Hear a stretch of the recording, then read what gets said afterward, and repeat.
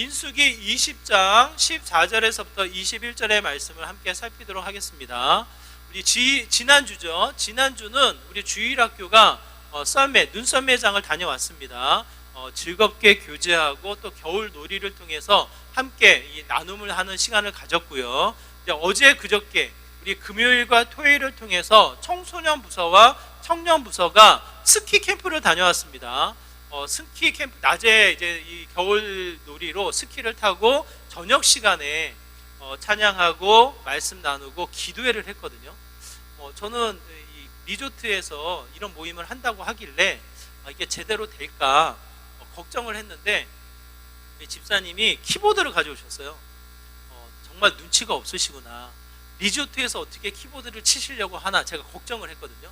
근데 그 자리가 그 어느 때보다 깊이 있게 하나님을 찬양하고 또 이게 함께 나눌 수 있는 자리가 아니었나. 제가 중국에 선교를 갔을 때 이 해가 떨어지면 5시에서 6시에 해가 떨어지면 대학교 캠퍼스 학생들이 한 공간에 모여요. 아마 이 공간에 한 4분의 1 정도 되려나? 정말 작은 공간에 한 15명, 20명이 모여서 똑같아요. 찬양하고 말씀 나누고 기도회를 했거든요. 근데 그때 분위기가 딱 제가 느꼈던 우리 청년부 느낌이었어요. 밖에 큰 소리가 나가면 안 되니까. 중국에도 이 찬양 소리가 나가면 안 되거든요. 정말 작은 목소리로 찬양을 하는데 이 간절함, 깊이 있는 찬양과 함께 말씀과 기도회가 이어지는 이 시간들이 정말 소중하게 느끼는 시간이었습니다. 그게 이제 어제 그저께 우리 청년부와 청소년의 시간으로 제가 느끼게 되어지는데요. 정말 깊이와 소중함을 누렸던 시간이 아닌가 싶어요. 그 자리에서 제가 몇 가지 활동을 했습니다. 나를 좀 알자. 스스로를 좀 돌아보면서 내 마음과 내 생각에 차지하고 있는 단어들, 키워드를 적어서 내 자신을 한번 관찰해 보자 해서 단어를 적게 했거든요. 그래서 많은 단어들을 각자가 적습니다. 적고 나서 제가 질문을 던져요. 그 단어들, 내 마음과 내 생각을 차지하고 있는 그 가치, 그 핵심적인 요소들이 어디서부터 왔는가? 어디서부터 그 출처가 시작이 되어져서 내 마음과 생각을 채우고 있는가를 검증해 보라고 제가 이야기를 해요. 그랬더니만 세상 내 스스로에서부터 시작되어지는 이 가치들 여러 가지를 이야기를 하더라고요. 나누더라고요.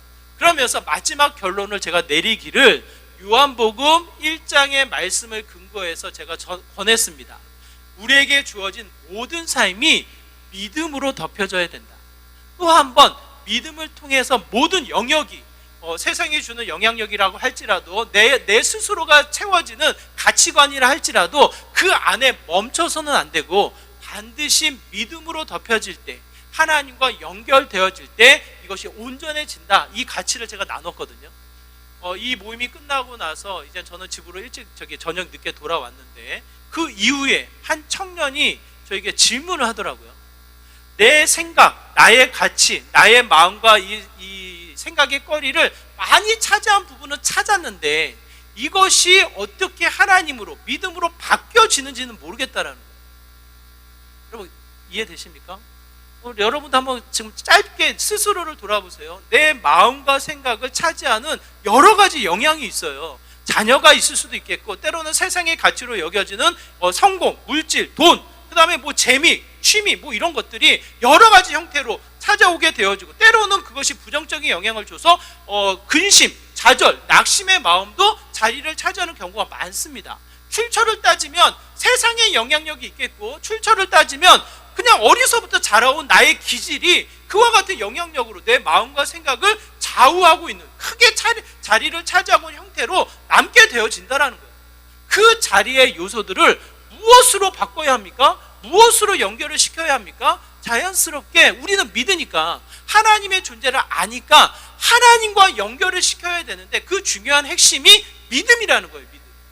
그래서 이 믿음으로 이 사람이 바뀌어지는 형태를 제가 말씀을 드렸는데 질문을 하는 거예요. 어떻게 바뀔 수 있을까? 제가 그 질문을 듣고 나서 이 말씀 나눔을 제대로 못했구나. 후에 이 반성을 하게 되어져요. 저는 정확히 얘기했다고 생각을 했거든요. 결국은 사람이 바뀝니까? 안 바뀝니까? 여러분 사람이 잘 바뀌어요? 안 바뀌어요? 지금 여러분의 모습을 생각하면 알잖아요. 참 안 바뀝니다. 알고 믿고 뭔가 생각의 거리를 가지고 있지만 사람이 안 바뀌어요. 여지없이 설교를 통해서 말씀을 통해서 또 우리의 일상을 통해서 하나님을 늘 생각을 해도 끊임없이 바뀌지 않는 나의 한계, 나의 모습을 또 한 번 경험하게 되거든요. 그 자리에 여러분 기억해야 할 것은 사람은 정말 안 바뀌지만 무엇이 나를 바꿉니까? 요한복음 1장과 2장과 3장의 내용을 우리가 매일 성경을 통해서 우리가 말씀을 관찰하고 있는데 그 말씀을 또 한 번 여러분이 관찰하다 보면 믿음이 사람을 바꿔요. 내가 알고 있는 지식, 내가 알고 있는 경험, 여러 가지 상황들이 나를 매이게 만들지만 그 모든 매임이 또 다른 객체, 하나님, 예수 그리스도를 통해서 믿음이 세워지면, 믿음이 채워지면 내가 바뀐다라는 거예요. 그러면 이 믿음을 내가 무엇으로 채워야 합니까? 끊임없이 우리는 늘 싸우잖아요. 믿음이 없어서요. 뭔가 하나님을 믿고 하나님을 예배하고 종교적인 활동을 하지만 내 안에 스스로 생각했을 때 믿음이 없다라고 이야기하는 편이 많습니까? 아니면 그래도 내가 믿음이 있지요라고 말하는 편이 많습니까? 대부분의 사람들은, 특히 그리스도인들은 믿음이 없다고 이야기하고 그 문제의식을 안 가져요. 믿음이 나를 변화시키는데 믿음이 없다라고는 인정하면서도 그 믿음에 대한 도전, 믿음에 대한 체험, 믿음에 대해서 내 스스로가 바꾸려고 하는 형태는 생각하지 않는다라는 거예요. 성경을 통해서 그 힌트를 우리가 찾게 되어지는데 결국 믿음은 충만해서 내가 그 믿음을 내가 충분히 알아서 예수님을 따르는 것이 아니라 예수님을 따라갈 때, 예수님의 요청에 따라서 와서 보며 예수님을 따라갈 때 그 믿음이 어떻게 됩니까? 세워진다라는 거예요. 생긴 게 된다라는 거예요. 내가 믿음이 충만해서 믿음이 1에서부터 10이라고 따진다면 내가 믿음이 9에 10에 다다라서 예수님을 믿고 예수님을 따른다, 이런 개념이 아니라 예수님을 알고 예수님이 오라고 하는 그 말씀에 근거하여 예수님을 따라갈 때 어떻게 됩니까? 믿음이 생긴다라는 거예요. 요한복음 1장에 보면 예수님이 말씀이 육신이 되셔서 이 땅에 오셨다라는 가치를 이야기합니다. 그래도 마태, 마가, 누가를 보면 누가 누구를 낳고 누가 누구를 낳아서 예수님이 태어났구나. 물론 이 마리아, 동정녀 마리아를 통해서 태어났기 때문에 우리의 이해와 합리적인 사고를 따라가지는 못하지만 그럼에도 불구하고 역사의 흐름 속에 예수님이 오셨구나. 우리가 그 예수님을 이렇게 알 수가 있어요. 근데 요한복음 1장은 예수님을 알 수가 없어요. 이해할 수가 없어요. 이 하나님의 본체가 말씀이 육신이 되어서 이 땅에 오셨다라는 것을 누가 무엇으로 설명할 수 있겠냐고요. 그러면서 예수님이 우리에게 강조하시는 것, 1장의 근거는 뭡니까? 1장의 근거는 와서 보라는 거예요. 믿음이 전제되어져서 내가 예수님을 믿습니다, 내가 예수님을 압니다, 이 표현을 가지고 예수님을 믿었다가 아니라 와서 보라는 거예요. 더 이상 설명할 것이 없이 예수님을 볼 때, 예수님을 따라갈 때 그 믿음이 채워지는 일을 보게 되어집니다. 자, 요한복음 2장에 보면 가나 혼인잔치가 열려요. 가나 혼인잔치의 이 이슈는 포도주가 떨어진 거예요. 우리나라로 따지면 결혼식에 이 잔치국수가 떨어진 거예요. 잔치국수. 지금은 뭐 뷔페라서 먹을 거 많아서 하나 떨어져도 큰 영향이 없지만 옛날에는 집에서 혼인잔치를 할 때 가장 쉽게 만들 수 있는 이 국수를 통해, 잔치국수를 통해 이 하객들을 대접했거든요. 그런데 일주일 동안 결혼식을 하면서 이 국수가 떨어진 거예요. 국수가. 이 가나 혼인잔치에서 포도주가 떨어졌다는 뜻은 그런 의미예요. 그런 의미. 그만큼 잔치상에 이 포도주가 떨어진 큰 문제가 직면하게 되어집니다. 그 자리에 이 예수님의 어머니 마리아가 예수님에게 이 소식을 전해요. 그리고 하인들에게 이 예수님의 하라고, 예수님이 명령한 대로 하라고 요청을 합니다. 그러고 나서 우리가 보여지는 일이 벌어지는 거예요. 물을 채우고 물을 옮겼을 때 옮겨진 일이 뭘로 변합니까? 포도주로 바뀌는 거예요. 여러분, 여기에서 누가 예수님을 압니까? 누가 예수님을 믿었습니까? 누가 예수님을 통해서 또 한 번 예수님에 대한 근거를 가지고 이 기적이 그래서 나타났다라고 누가 이야기할 수 있습니까? 아무도 말할 수 없어요. 그 기적을 통해서 선명히 보여주시는 것은 아는 사람이 없어도, 믿는 사람이 없어도 그 표적, 그 기사를 통해서 어떻게 합니까? 예수님이 누구신지 보여주신다라는 거예요. 그러므로 그 표적을 통해서 이제 예수님을 따라갔던 이들이 누굽니까? 예수님을 따라갔던 이들이 예수님의 제자예요. 예수님을 알았다, 예수님을 믿었다, 그래서 표적이 일어났다, 그런 이야기가 아니라 예수님을 따라서 예수님이 하신 모습을 보고 또 한 번 예수님을 믿었다예요. 믿었다. 뒤에 나와요. 믿었다가. 거기에 이어지는 이 사건이 요한복음 2장에 니고데모 사건이 나오는데, 니고데모는 바리새인입니다. 말씀에 뛰어난 자, 그리고 나서 유대인의 지도자예요. 지도자. 그 당시에 리더급으로 어느 정도의 권위를 가지고 있던 니고데모가 예수님이 뭐가 다르거든요. 성전에 가서 막 소란을 일으키고 뭔가 다른 모습을 보이니까 예수님에 대한 궁금증을 가지고 예수님을 찾아가요. 그것도 누가 볼까봐 밤중에 찾아가. 밤중에 찾아가서 예수님을 만났는데 예수님이 하시는 말씀은 다시 태어나야 된다는 거예요.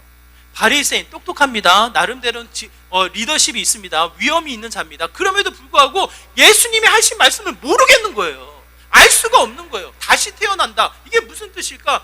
다시 엄마의 뱃속에 들어갔다 나오는 겁니까? 이렇게 물어보는 게 니고데모예요. 그 니고데모가 예수님을 믿었다라는 표현이 거기는 안 나옵니다. 그냥 그 예수님을 만나고 함께 고민하다가 어느 순간에 그냥 사라져버리는 이야기로 끝나버려요. 니고데모가. 그러면서 니고데모가 언제 등장을 하냐면 예수 십자가에 달려 죽으시고 그 시신을 받아다가 장사를 드린 사람이, 이 장례를 치는 사람이 누구예요? 니고데모예요. 니고데모.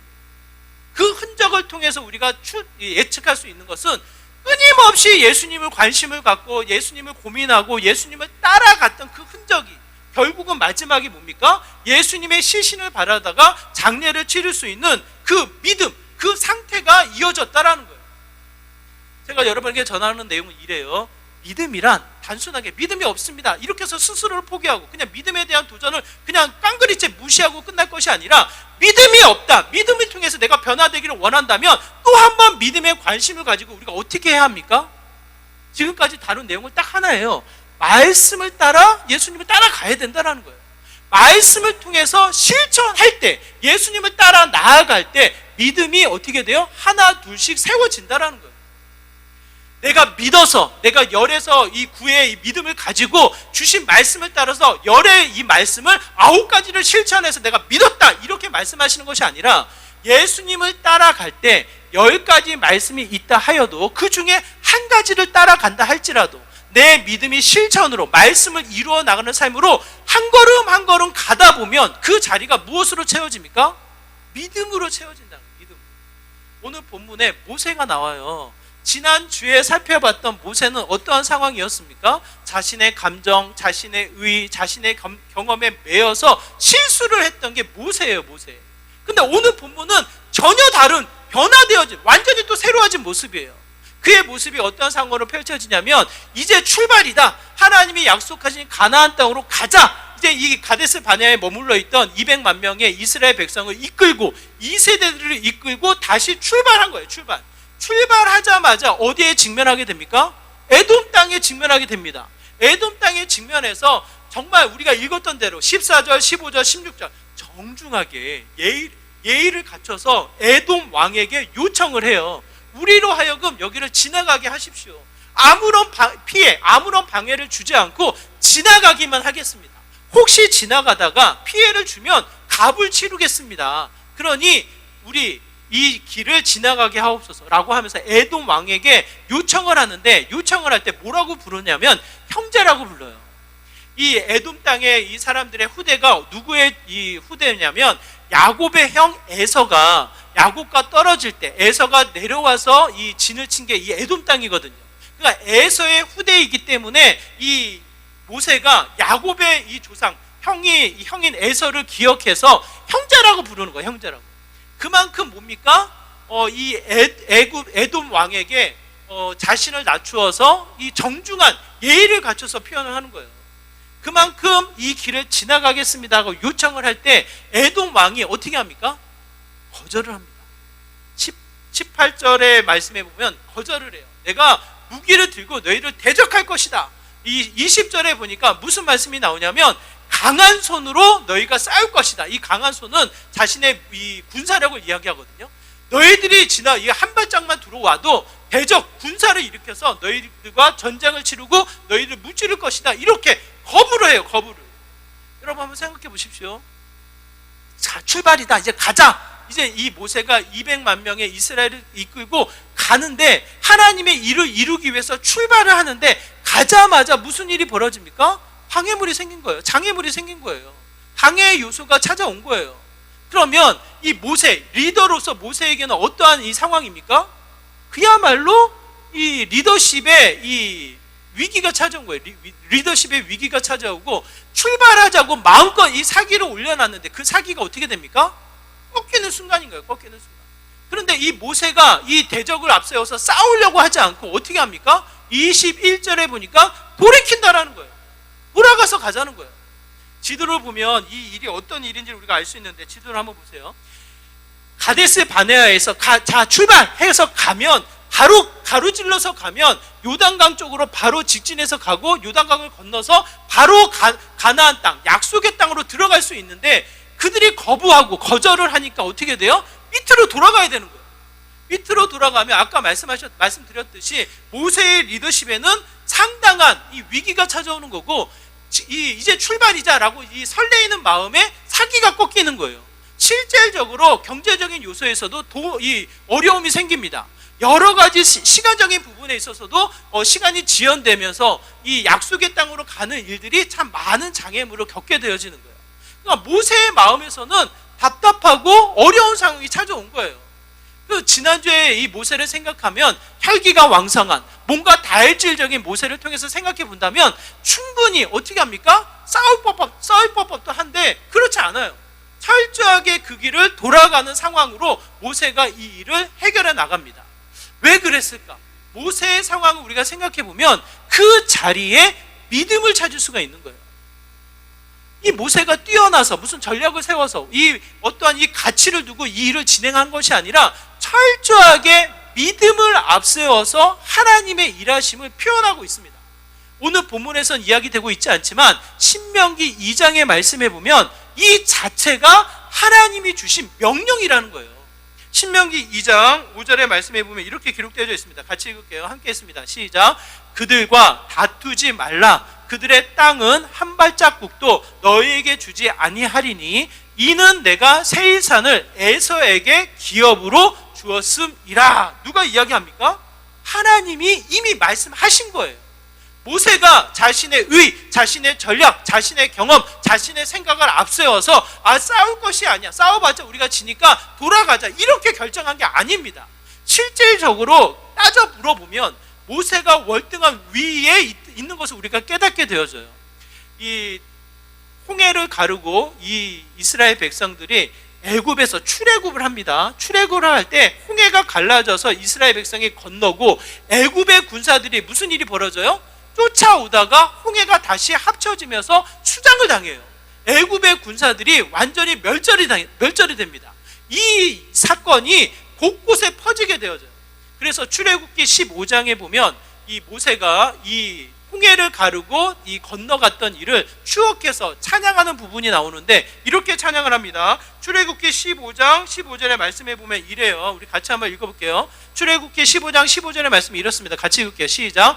에돔 두령들이 놀라고 모압 영웅이 떨림에 잡히며 가나안 주민이 다 낙담하나이다.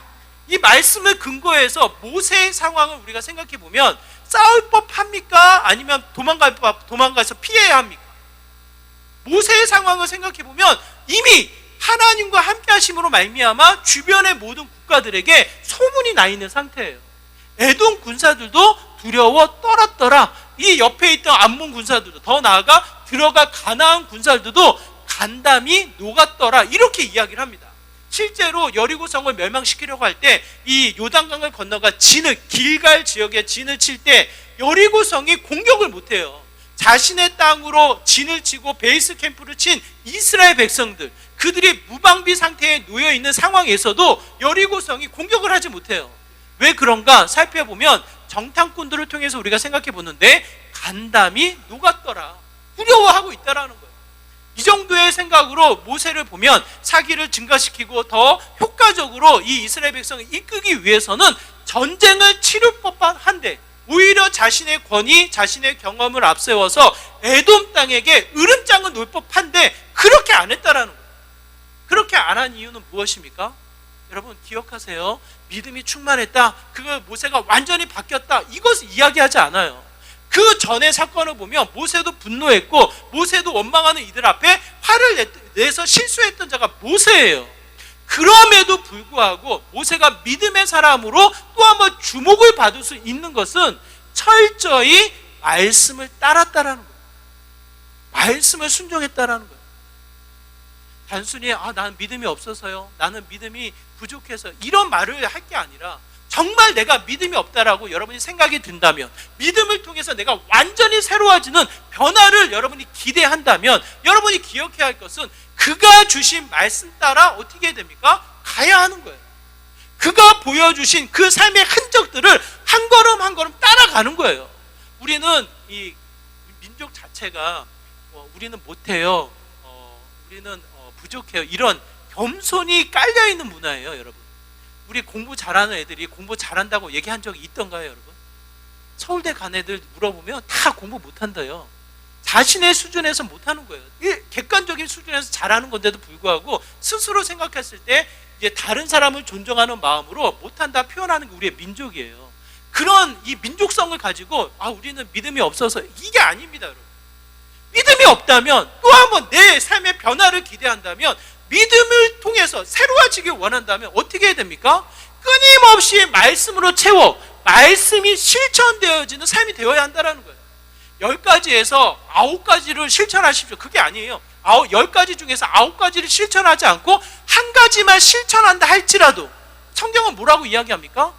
겨자씨만한 작은 믿음이라 할지라도 산을 옮긴다고 이야기하셨거든요. 이 말은 말씀이 10가지 중에 한 가지만 실천하더라도 그 말씀의 실천이, 말씀의 순종이 뭡니까? 역사를 이룬다는 거예요.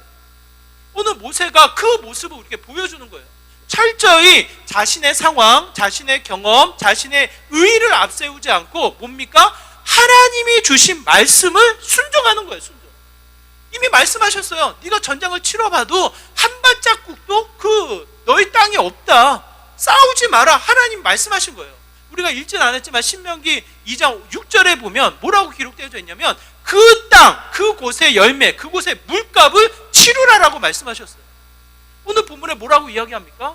예의를 갖춰서 에돔 왕에게 정중하게 표현하지만 이 모든 가치가 하나님이 이미 말씀하셨고 그 말씀에 따라서 순종하는 게 모세였다라는 거예요.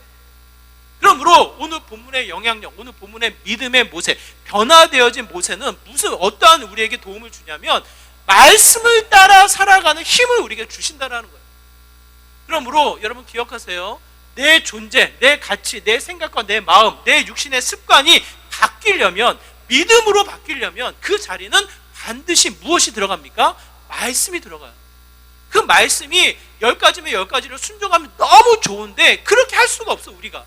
그러므로 한 가지라도 실천하고 한 가지라도 순종하면 그것이 곧 쌓이고 쌓여서 어떻게 됩니까?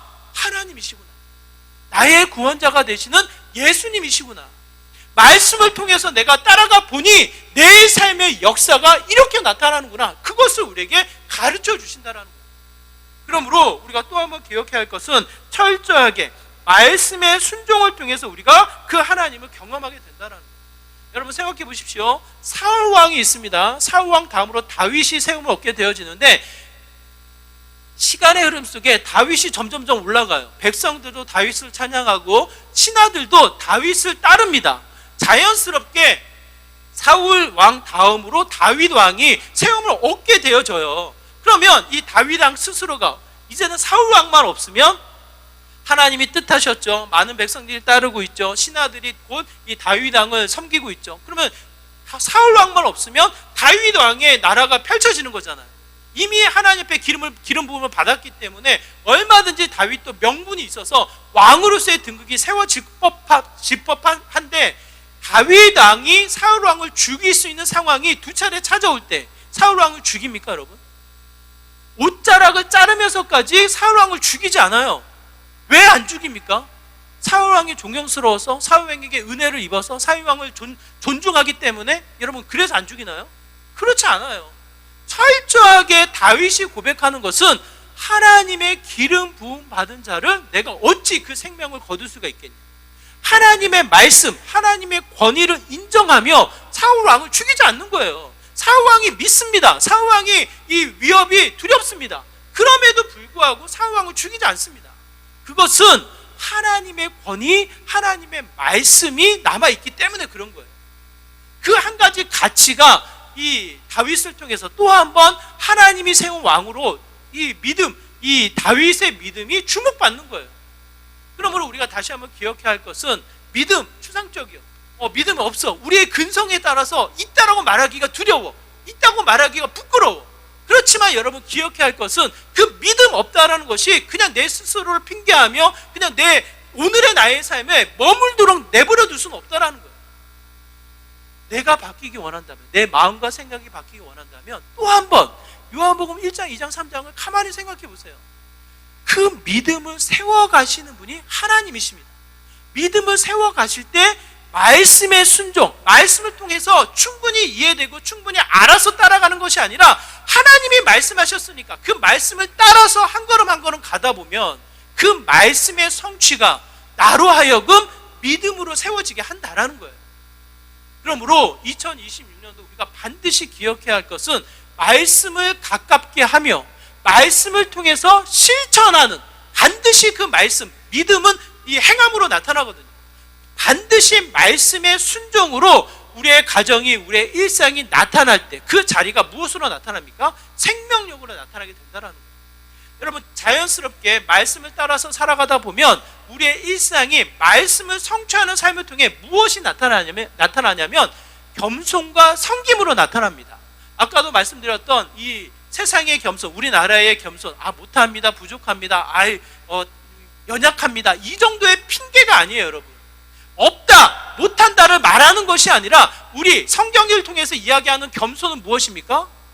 자연스럽게 부족함에도, 없음에도, 연약함에도 세우시며 이끄시며 돌보시는 하나님의 이야기가 나타나는 거예요. 그게 겸손, 진정한 겸손이에요.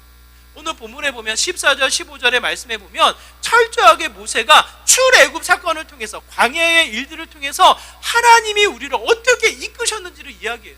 자신의 의, 자신의 경험, 자신의 부족, 자신의 연약함 전혀 이야기할 필요가 없어. 왜? 그 자리를 채우신 하나님의 이야기가 넘치기 때문에. 16절의 말씀 한번 같이 읽어볼까요? 16절의 말씀이 이렇게 이야기합니다. 16절의 말씀입니다. 우리가 여호와께 부르짖었더니 우리 소리를 들으시고 천사를 보내사 우리를 애굽에서 인도하여 내셨나이다. 이제 우리가 당신의 변방 모퉁이 한 성읍 가데스에 있사오니. 무슨 뜻이에요? 철저하게 모세가 이야기하는 것은 내가 못합니다, 우리가 부족합니다, 우리가 연약합니다, 이 길을 지나가게 해주세요. 전혀 그런 얘기가 아니에요. 하나님이 돌보셨다고, 하나님이 이 자리로 이끄셨다고, 하나님 이야기를 하는 것이 진정한 겸손입니다. 성경을 통해서 우리가 기억할 수 있는 창세기 50장인데요. 창세기 50장에 보면 요셉이 나와요. 요셉이 죽음을 맞이하기 전에 이 아버지 야곱의 죽음을 소개하고 그 사건을 이야기하거든요. 아버지가 죽으니까 누가 이제 긴장을 합니까? 그 요셉의 형제들이 긴장을 해요. 아버지 때문에 지금까지는 봐줬지만 아버지가 죽었으니까 이제 형제들, 이 전에 죽이려고 하고 노예로 팔아버렸던 형제들이 복수를 할까봐, 요셉이 복수를 할까봐 두려워하는 거예요. 장례가 끝나자마자 형제들이 모여서 두려워합니다. 그 두려워하고 있는 형제들 앞에 요셉이 뭐라고 이야기해요? 뭐라고 이야기합니까? 창세기 50장이에요. 창세기 50장의 말씀이 이렇습니다. 우리 같이 한번 읽어볼까요? 함께 했습니다. 시작. 요셉이 그들에게 이르되 두려워하지 마소서, 내가 하나님을 대신하리이까. 당신들은 나를 해하려 하였으나 하나님은 그것을 선으로 바꾸사 오늘과 같이 많은 백성의 생명을 구원하게 하시려 하셨나니. 무슨 이야기를 합니까? 형제들, 당신들을 사랑합니다, 당신들을 용서합니다, 내 넓은 마음으로 당신들을 품겠습니다, 이렇게 이야기합니까? 그렇지 않아요. 그냥 어쩌면 그 마음이 해결되지 않는 미움이 남아있어요. 어쩌면 해결되지 않는 증오가 그 마음속에 있는지 모르겠어요. 하지만 정직하게 요셉이 볼 수 있는 것은 무엇입니까? 하나님의 말씀을 따라 하나님과 동행하는 삶을 살다 보니 자연스럽게 드러나는 것은 뭐예요? 자신의 의, 자신의 총명스러움, 자신의 수고, 자신의 넓은 이 자비, 이런 것이 드러나는 것이 아니라 하나님이 하셨다는 거예요. 하나님, 당신들은 나를 해하려 했으나 하나님이 하셨다는 거예요. 하나님이 그 해를 선으로 바꾸셔서 생명이 확장되도록, 생명이 넘치도록 하나님이 하셨다는 거예요. 하나님. 그게 성경에서 이야기하는 진정한 겸손이에요. 못한다, 연약하다, 나는 없습니다. 그것이 겸손이 아니라 하나님의 이야기가 채워지는, 하나님의 이야기가 넘쳐나는 게 성경에서 이야기하는 겸손이에요. 그게 믿음이에요. 믿음. 이게 뭐 많아서, 내가 뭔가를 많이 채워서, 내가 충만해서 많은 것을 베풀어서가 아니라 하나의 말씀을 실천을 통해 그 하나님을 경험하면 그 경험되어지는 이야기가 끊임없이 내 삶 가운데 뭡니까? 하나님을 자랑하며 하나님에 대한 믿음이 더욱더 자랑되어지는 형태로 나타나게 된다는 거예요. 그러므로 여러분, 믿음이란 너무 추상적으로, 너무 어렵게 생각하지 마세요.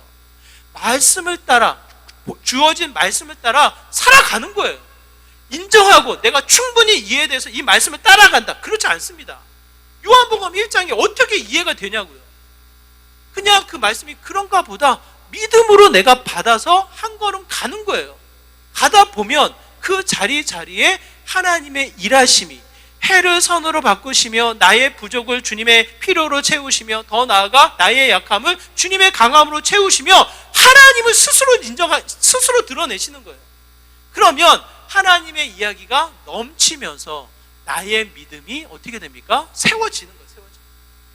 분명히 이 자리에 제가 한 분 한 분을 다 신방했거든요. 신방하다 보면 그들의 입술을, 여러분의 삶을 통해서 반드시 이야기가 나옵니다. 하나님의 은혜라고. 그때 하나님이 나를 이렇게 채우셨고 인도해 주셨다고 하나님의 이야기를 다 얘기하셔요. 그 이야기가 끊임없이 과거형이 아니라 오늘과 내일 풍성하게 임해지는 거예요. 어떻게 해요? 믿음으로. 말씀을 따라 그 하나님의 이 일을 많이 나누면서 그 믿음으로 세워지는 거예요. 그러다 보면 또 마지막 화평이 우리에게 찾아옵니다.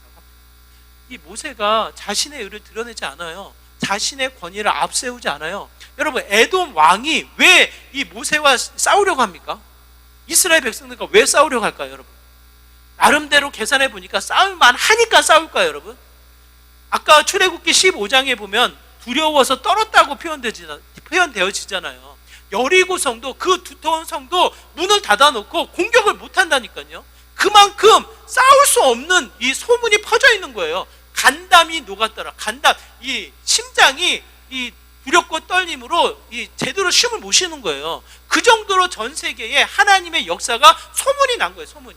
근데 에돔 땅이 왜 싸우려고 합니까? 왜 싸우려고 해요? 제 생각은 이래요. 자존심이에요.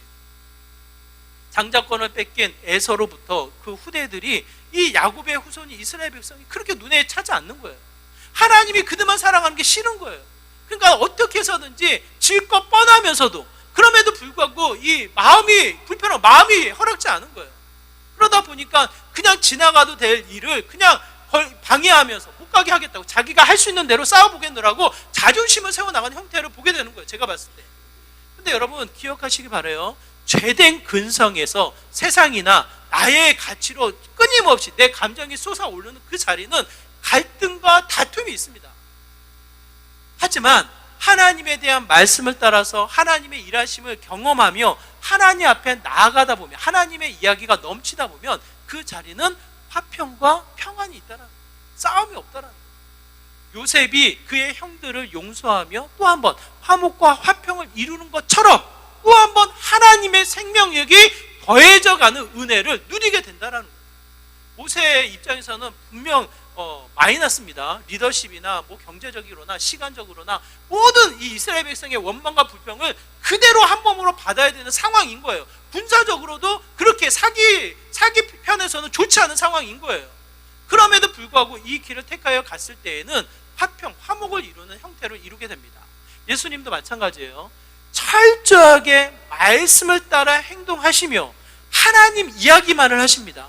마지막 그 순간 십자가의 죽음으로 자신의 약함을 마치 드러내는 현장으로 펼쳐지지만 그 자리가 어떻게 돼요? 철저하게 싸움이 드러나는, 갈등과 다툼이 드러나는 것이 아니라 희생과 헌신을 통해 뭐예요? 화목이 드러나는, 하나님과 죄된 우리들이 화목을 이루고 더 나아가 서로에 대한 화평을 이루어 나가는 가치를 예수님이 우리에게 가르쳐 주신다는 거예요. 그러므로 바울은 이렇게 우리에게 권하여 이야기합니다. 로마서 12장의 말씀, 로마서 12장 17절, 18절, 19절 같이 한번 읽을게요. 함께 했습니다. 시작. 아무에게도 악을 악으로 갚지 말고 모든 사람 앞에서 선한 일을 도모하라. 할 수 있거든 너희로서는 모든 사람과 더불어 화목하라. 내 사랑하는 자들아, 너희가 친히 원수를 갚지 말고 하나님의 진노하심에 맡기라. 기록되었으되 원수 갚는 것이 내게 있으니 내가 갚으리라고 주께서 말씀하시리라. 이게 무슨 뜻입니까? 이 원수 갚는 것은 우리가 할 일이 아닌 거예요. 우리가 할 일은 뭡니까? 철저하게 믿음, 말씀을 따라 가다 보면 자연스럽게 하나님의 이야기가 나오면서 갈등과 다툼이 사라지고 화목과 화평을 이루는 거예요. 그게 가치예요. 그게 믿음이에요. 믿음은 어렵게 생각하지 마십시오. 반대로 이야기하면 믿음이 없으면 뭡니까?